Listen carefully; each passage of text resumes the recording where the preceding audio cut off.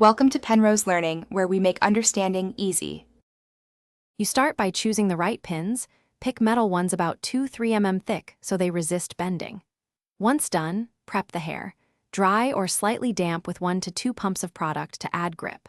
Section the section you'll secure and insert the pin perpendicular to the scalp, then rotate it 90 degrees so the prongs bite into hair.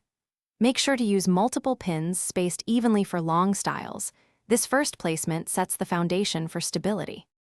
Next, build the internal structure by layering pins strategically. You'll often cross 2 pins in an X formation with about 1/3 overlap so they lock together and resist torque. Make sure to assess hair density. Use 2 pins for fine hair, 3 to 4 for thick or long hair.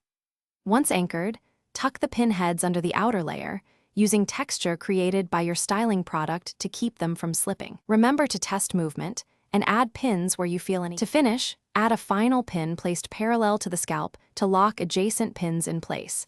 This final anchor prevents rotation. You should test by moving your head gently. If you feel looseness, identify weak points and add pins directly into those spots.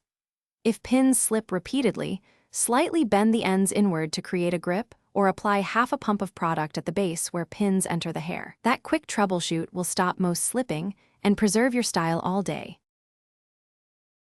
Thanks for watching. If this was helpful, leave a like and consider subscribing. See you next time.